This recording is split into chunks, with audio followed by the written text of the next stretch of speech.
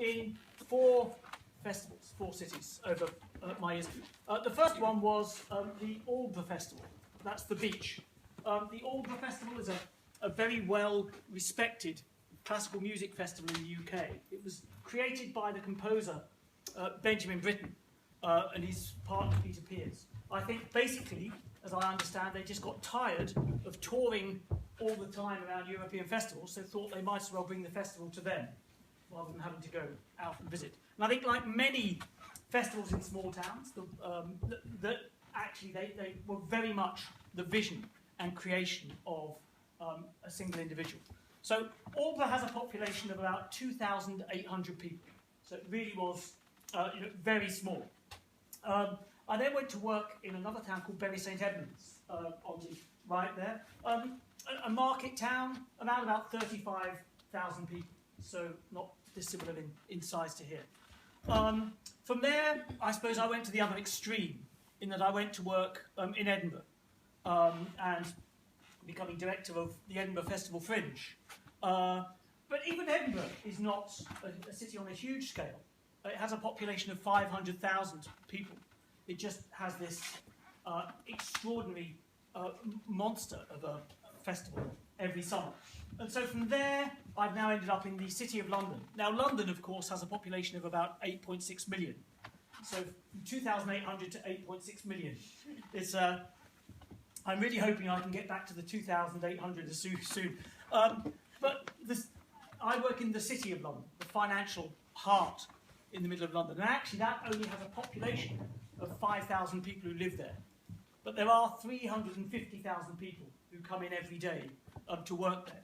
And in a way, the City of London has been so interesting because it's almost the opposite of everything I've ever done. In that most festivals I've worked at, the weekend is your key time, and the weekdays are perhaps a little quiet. In the City of London, the weekdays are busy, and at weekends you can see the tumbleweed blowing through the city. Nothing happens there. And as I say, it has very little in the way of residents, but a large and interesting body of people who come and work in the city. So I suppose what I wanted to pick out today was, if you like, some things I've learned along the way, some of the lessons, I suppose, that could be learned from small festivals. Small town festivals can teach large cities, and vice versa.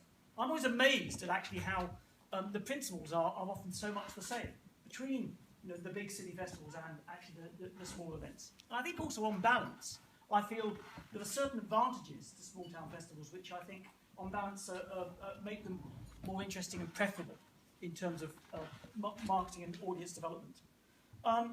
So I suppose I'm pointing out some of the challenges and opportunities for small towns and the others. I suppose my first observation really is I'm also always staggered by the way the scale of a festival often bears very little relation to the place. It's very interesting that actually the City of London Festival is not necessarily a great deal bigger than the Bury St Edmunds Festival that I ran a number of years ago. And you find festivals like the Glastonbury Festival in the UK, hundreds, well over 100,000 people in a very small town. I talked a little about the Hay Festival, again a literature festival in a very small town, just a few thousand people, 100,000 plus visitors. So it is fascinating how the scale of a festival is very rarely actually conditioned by the size of the place. And I think that also goes for the likely interest and participation of the local audience. And one of the things that always used to stagger me about working at the Edinburgh Fringe was when the Fringe was growing, its audience was growing quite quickly over a number of years, how the level of participation and ticket sales to the local audience remained quite steady. So this was a chart around about the time when the festival was selling about 1 million tickets. And of those 1 million tickets, almost 600,000 were being sold to local residents. So for a long time, the local residents were buying around about 50% of the tickets. So I suppose the first lesson I always think with almost any festival, but particularly in a smaller town, is that actually we should never believe that we've exhausted the local audience of their potential to buy tickets. That there always seems to be that potential there for us to get them even more engaged. Because in fact, I'd say a lot of small town festivals seem to enjoy very high levels of engagement. with the festival. There's a real sense of ownership, I think, about a festival. That can be good and bad. I think, as Trevor was mentioning this morning, the downside is that they can be very resistant to change. If you're working in a small town festival, it's very often the case that they like it the way it's been, and they don't want any outsider coming in and telling them any different. They're resistant to change. But that sense of ownership, it creates a passion that is overwhelming sometimes. And again, this is something I love about perhaps particularly niche festivals in smaller towns. The fact that if you go to somewhere like Wexford in Ireland, there seems to be a real passion amongst the local population for obscure operas, because that's the main festival in Wexford. They have a huge local audience for opera. Again, it was very interesting hearing about quite a small town with obviously a really fascinating dance festival in the middle of Finland. I'm guessing that there was a passion for dance in your town that is you just would never normally find in a town that size. There's an amazing festival I found down in Australia where they have a passion for Elvis. The reason, well, because a really interesting dynamic individual has created an Elvis festival. And they have this bizarre sense of ownership over Elvis, despite the fact he's never been to this part of Australia. And for no other reason than that they have this festival. It has created its own almost cult, really, of people who worship at the Temple of Elvis. So this is what festivals can do, I think, in smaller towns, is that the energy of the festival becomes consuming, and people get swept up and swept along with it. I think my favourite example, actually, in the UK is the Hay Festival, this incredible book festival in a small town on the Welsh-English border. Why I like it is not just because of this amazing audience, the incredible event they have at the festival, but the impact it's had on the town. I think at one point, Hay-on-Wye, with a few thousand population, had 30 bookshops. Now my town can barely keep one bookshop alive, let alone 30. So what they've done is this festival has turned Hay into a real a mecca for people who love books, and also a book-loving town. So I think this sense that actually when we're running festivals, particularly in smaller towns, we are evangelists. We're trying to convert people to dance, to opera, to books, or whatever. So I think this ability to have a year-round impact and create your converts is vital in smaller festivals. And very interesting is the way that this stimulates demand, because actually the Alba Festival started in 1947, but now, again in this small town of just 3,000 people, they actually have a concert hall, Snake Maltese Concert Hall, 800 seats with a year-round programme. They've now got a poetry festival that's quite mature, been running for a number of years. There's a documentary film festival. There is other festivals that are currently running called the Snake Proms. They also have a food and drink festival. Now it's quite fascinating how this has happened. Some of these events are being run by the organisation that runs the annual Alba Festival, but many are run by other individuals. And what seems to happen, this has been repeated in many places, and even just a brief conversation here, it seems to be happening as well, is that these kind of festivals attract interesting and creative individuals. Certainly in the UK, Edinburgh nearly always comes out top in the Quality of Life survey. And I'm sure one of the reasons for that is this perception and this idea of it being an interesting festival town. Same with places like Alba, like Brighton in the UK, that actually they tend to attract interesting and creative individuals, and often with a passion. And that passion can often turn itself into creating events, poetry festivals, film festivals. And the other thing I find fascinating about, I suppose, small and big cities is your instinct would tell you that to have this number of festivals in a small town would be madness. To have the number of festivals that Edinburgh has annually, about 8 are running currently in Edinburgh this month, is madness. But actually, it seems to be the reverse that is the case, that actually almost the more festivals that you have, almost the greater the audience becomes. It's certainly something that Adelaide have discovered over the past few years as well. There's something slightly interesting about creating a festival culture in a town or a city, that actually it seems to stimulate ever greater demand. So again, that's one of the lessons I think I've learned, particularly from Edinburgh. There's certainly at least 2 or 3 times more festivals now in Edinburgh than when I first went there, about 19 years ago. Yet, the audiences for most of them have actually increased. So it's almost one of these, it's almost the case that actually if you run a festival, one of the best things you can do is to stimulate the creation of other events around about it and generate this sort of festival culture.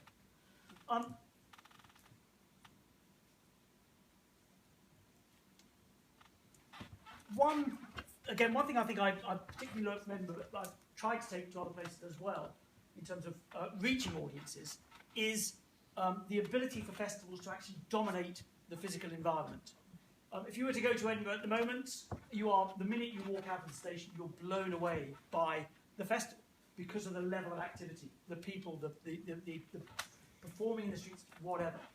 And it's something that I always try to replicate in other places where I'm involved, because I think if you have a level of physical dominance, it's a way of announcing that your festival is either about to happen or happening. It's the old circus.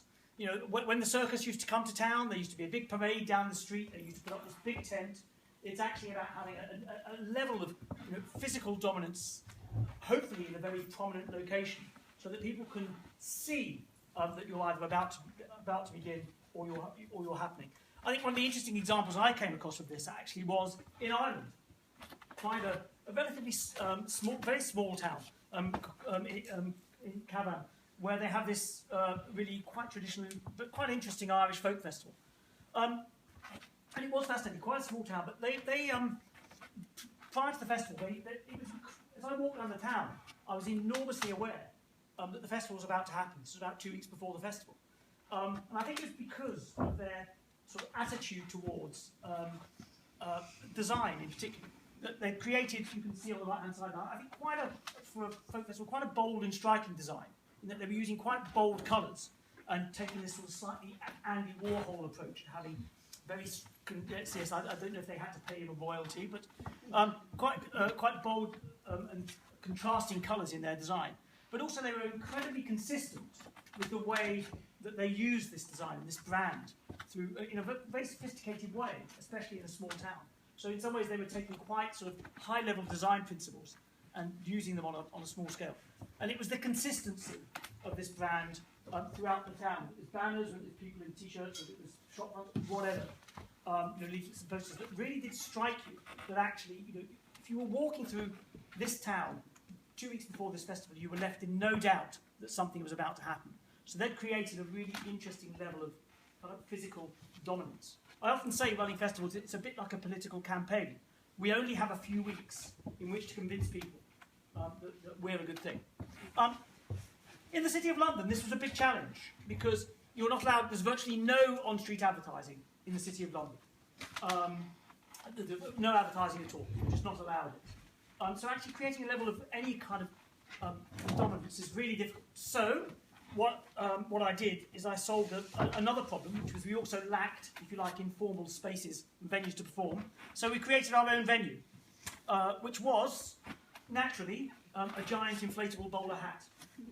And it was for one or two reasons. As I say, create an informal space. Secondly, the bowler hat was very much an icon of the City of London. You used to have to wear a bowler hat to work there. So in a way, by poking a little bit of fun at one of these icons, we were positioning the festival. But also, this was placed right beside St Paul's Cathedral, the London Stock Exchange. If you worked in that part of the city or a tourist, you had no choice but to see this enormous bowler hat and hopefully come and see something. So again, that's how we gained that dominance. It also became very much photographed. It became a bit of a news story. So it gave us a presence in London that we'd never really had before.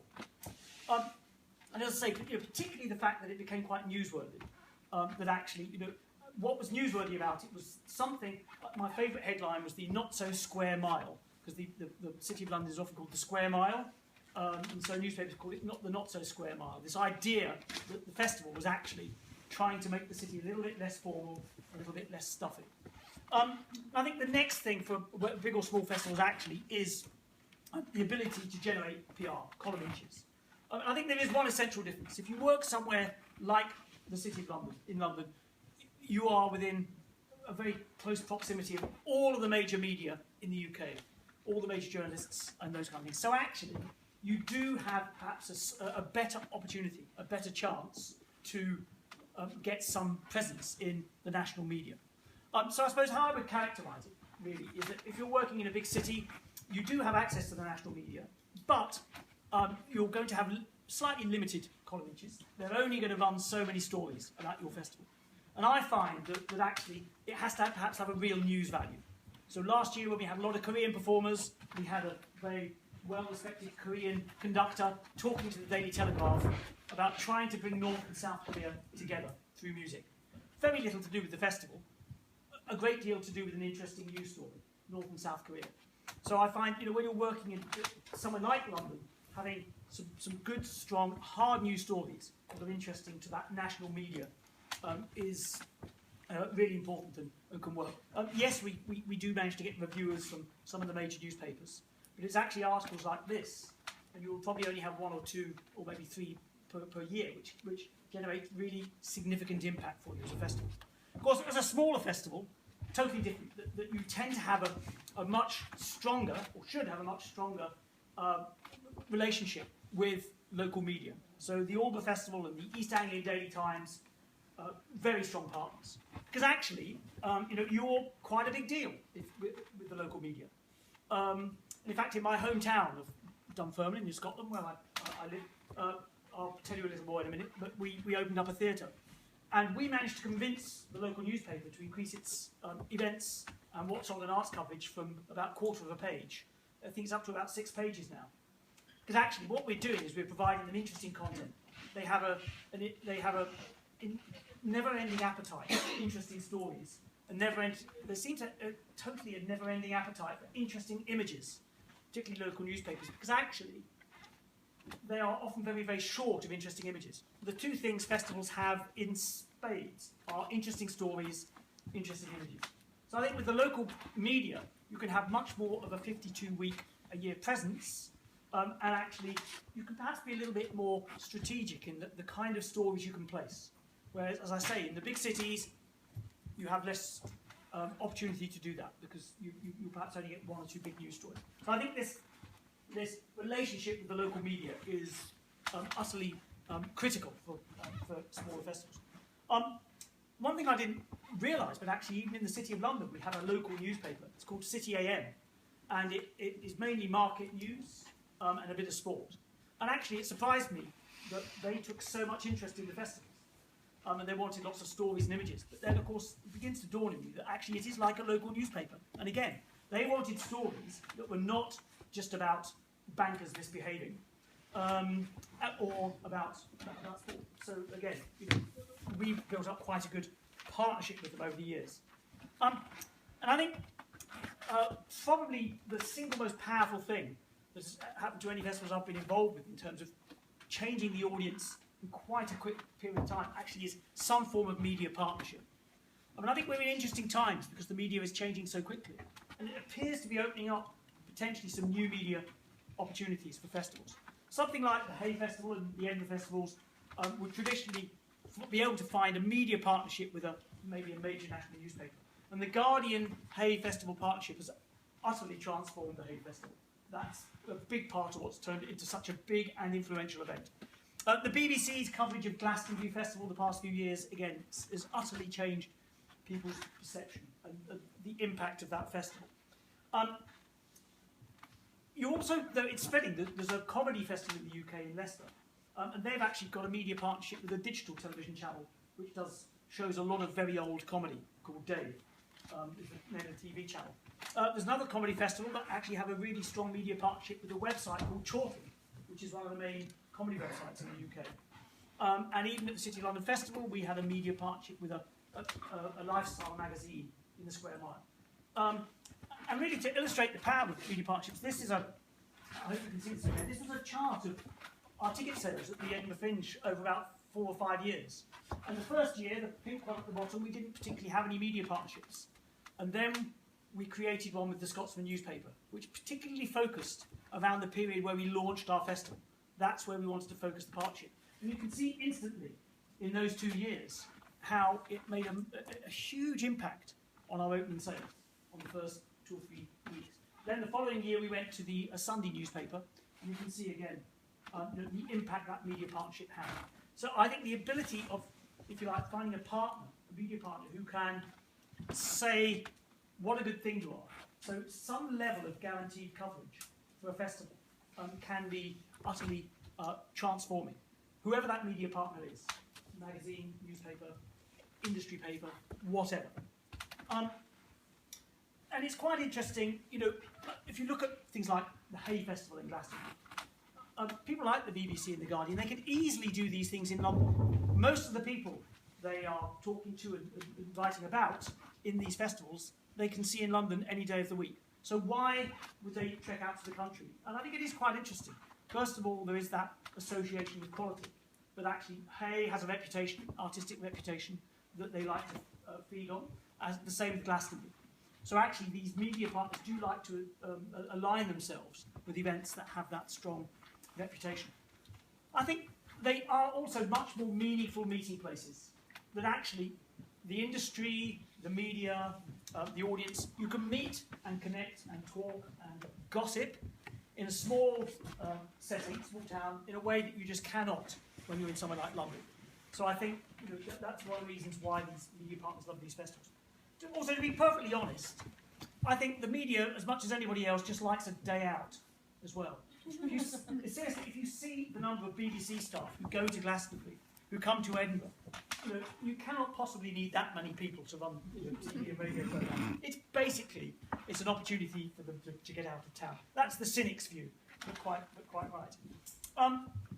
And I think when we're talking to supporters and funders and others, I think one of the points we need to get across about festivals is it's remarkable what a consistently positive tone the media tends to take to festivals and events generally. We actually did measure it one year in Edinburgh. I'm not quite sure how, but it was measured. The news articles that were distinctly positive about the place in the festival, those that had no view, and those that were negative. And it's quite interesting, again, for a big city that can be vital. But for smaller towns, it's crucial, because the great thing is that it's very rarely contradicted by the bad news. You know, there will always be bad news coming out of London, but actually, you know, there may not be bad news coming out of smaller towns. So you can really create an unbelievably strong and positive image in the national media of a town or a city, you know, if the festivals are enjoying some level of media recognition.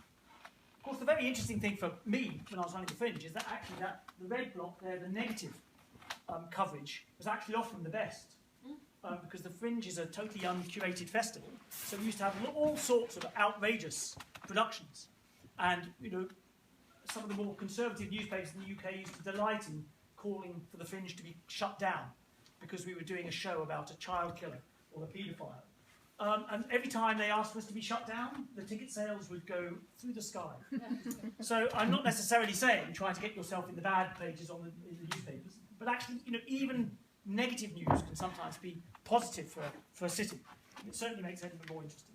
I now wanted to move on to a little bit on social networking. So I mean, I believe that social networking is already transforming the festival business and will probably be the single most transforming influence over the next 5 to 10 years. The picture here, this is a venue I'm involved in my hometown, Dunfermline. Dunfermline is about 40,000 people in the centre of this town, so quite small.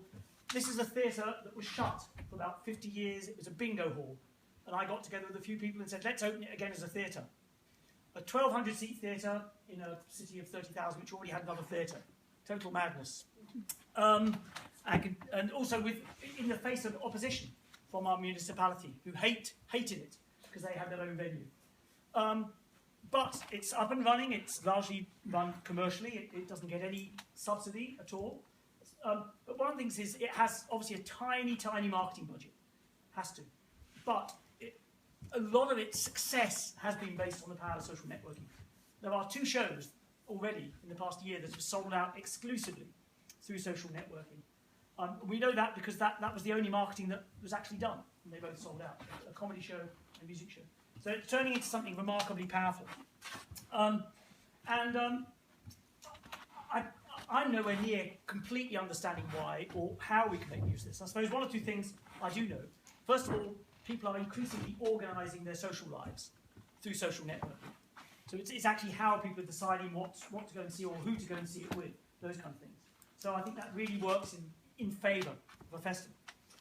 The other thing is what a friend of mine terms, he calls, people are increasingly turning to hashtag solutions. When they want to know something, they just do hashtag whatever it is they're thinking about, and it comes up with solutions on social networking. So there's a way of, if you like, shortcutting that information process. Social networking seems to be doing the job for festivals. Another one I think is a friend of mine used to work in research for Pepsi, and her thing always, working research, was when they used to discover people who drank Pepsi, the key thing that they had to discover was, how can I find more people like you? That was the most important thing. I think for festivals, social networking does that for us perfectly. How can I find more people like you? Well, actually, your audience will show them to you. Because actually, it's their friends, it's their people who share interests. The last thing as well, again, I went to a very interesting presentation on social networking, and someone said the thing you have to understand is that if you look at Facebook and Twitter, 90% of people's posts are boasting, showing off. People either telling you how funny they are, how brilliant they are, how great their children are, how extraordinary their animals are, and how interesting their lives are. And he says, and that's perfect for events and for festivals. Because actually, to describe experiences you're having at events and festivals is a great way of, I suppose, telling the world a little bit about yourself. So again, a slightly cynical view, but actually an interesting one, that actually festivals do, they generate content for people's social networking that actually is well read and becomes quite compelling. And of course, it gives us a great opportunity to get people involved in completely different ways. It is a very quick, cheap and effective way of marketing events. We've just had a quote for a new website at the City of London Festival, about £25,000 for a new website.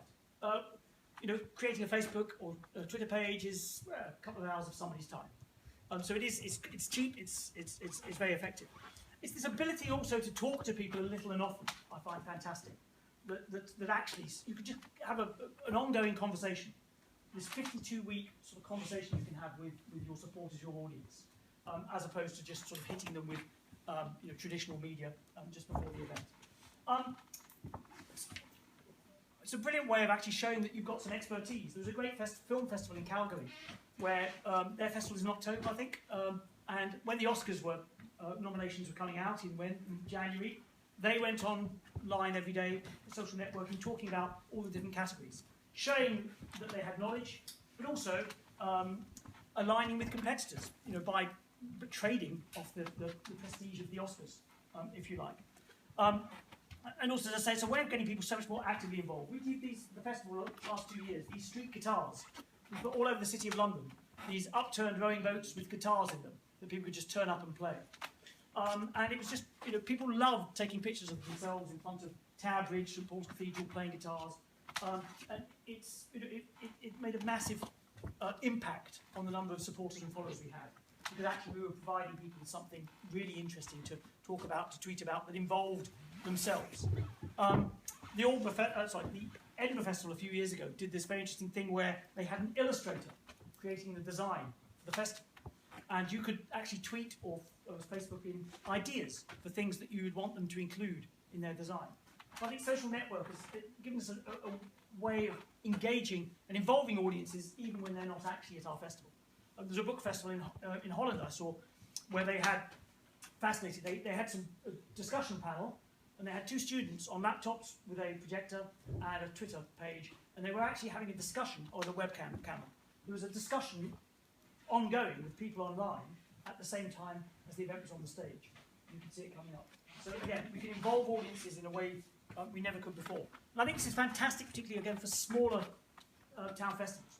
The sense that sometimes in a small town festival, you feel a bit isolated for the 48 weeks of the year your festival isn't happening. But actually social networking can really open this up all of a sudden. You can be having conversations all over the world, sat at your desk in your small town.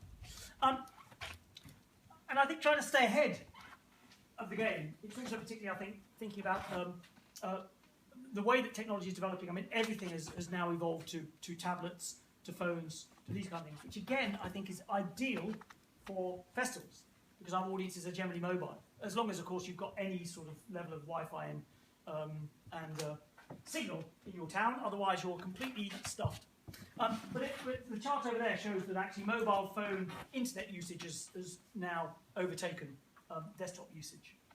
So, as festival organisers, it's how do we take advantage of this? It's about making our websites work online. It's about making sure that actually our Facebook and Twitter feeds are working well for those people who are going to be accessing them on their mobile devices. It's about having apps for your festival. It's about adopting ticketing for your festival. It's even about doing some fundraising. We do a little bit of, I have to say, with no great success so far, but a little bit of trying actually getting people to donate with their mobile phones. But again, it's about thinking more and more about how we can engage people with this device that's in their hand during the festival, before, during, and after. So I think it's going to become vital. Last thing I want to talk about is the relationship with destination marketing companies and the tourism industry generally, because it is becoming more and more vital. I think the three main referrers to the City of London Festival website are, well, the Visit London, the London and Partners website, plus 2 commercial tourism websites. It's becoming absolutely vital. And I think one thing we as festivals don't always do vocally enough is actually tell these destination marketing agencies how powerful festivals can be in helping them achieve their ambitions. So this was some research they did in Ireland, 4 festivals, in Cork, Galway, and the Spree in Waterford, and the Cavan Festival I was just talking about, generating quite high percentages of overseas visitors, who we certainly from 1 or 2 of those smaller towns like Waterford, they would never normally get that level of overseas visitor to their town and city. And you often find, there's just some research done in Edinburgh, that the festival is nearly always the only reason for these people coming to town. And I think tourism agencies have taken much more interest in festivals in the past 5-10 years. I think because the penny is dropping, that actually, one of the ways you can guarantee visitors to your town or city is to have really interesting festivals and events. Toronto, when they had the SARS epidemic, which basically wiped out the tourism industry because they had to shut the city for a little while, a big part of their strategy for restarting it, festival events, invest in those. But I think that's only half the story, actually, the fact that we as festivals can generate interesting levels of tourism activity. It's about loyalty. We as festivals have unbelievable levels of loyalty from our customers. That's the Porry Jazz Festival. And this was those Irish festivals again, with over 60% of people saying they're going to come back. That's really unheard of in the world of tourism. Most of us as tourists visit a place and then go somewhere else the following year. But actually festivals are like magnets. Once people discover ones that they like, they will keep going back and back and back.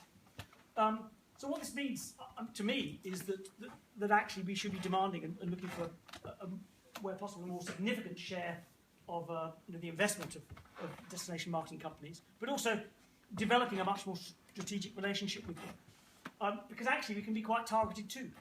The Edinburgh Festival Fringe has a remarkable following in South Korea. It was all as a result of this one show that came in 1999. And this year there was about a season of about 7 Korean shows in one venue. And it's all a little bit, I don't know, Korea kind of stalks the Fringe really, I think, sometimes. But actually, I've seen a lot of other festivals who've been able to do this. The Alder Festival has strong relationships in the States. You often find street theatre festivals who have really interesting relationships with other cities internationally, largely through connections with artists and connections with other festivals. So this is something we can and should be selling to our destination marketing companies, and interesting them in is that actually as festivals we can have unique collaborations in places around the world. And finally, back to Alba really, because I think the most fascinating example is maybe bringing all this together. They did a performance of a Benjamin Britten opera.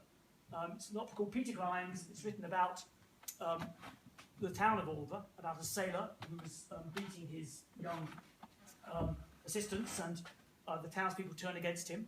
And so it's all centred around Alba as a town. So they actually put on a production of this opera on the beach, where it was sort of written for. Insane. Cost ludicrous amounts of, crazy amounts of money. It was extraordinary, actually, on this performance on the beach. But it was also filmed, and that film has been in cinemas all over the UK. It's coming out on a DVD. So quite fascinating, because actually, First of all, it's unique. One of the things I say too often about festivals is it could only happen here. Well, actually, a performance of that opera on that beach at that time, utterly unique occasion. You have to be there to see it or watch the video. First of all, it was unique. But then secondly, making use of this connection with a major broadcaster so that actually it was seen by millions of people throughout the UK. And then also being able to turn it into a DVD. So, what millions of people around the world will know about Aldra is, this extraordinary piece of work and this extraordinary opera and the beautiful scenes from the beach, which does actually, as I say, brings up a sentence to me that probably one of the most interesting things I ever heard about festivals actually came it was the Vancouver International Wine Festival, but the man actually was talking about wine rather than festivals. Someone asked him, how do you make a good wine? And he said, well, actually, the most important thing, he says, the longer I do this, and he was in his 70s, is the more I realise that it's not about the business of making wine and the process, it's about understanding the place. If you understand the place where you make the wine, then actually the wine itself is going to be better and better.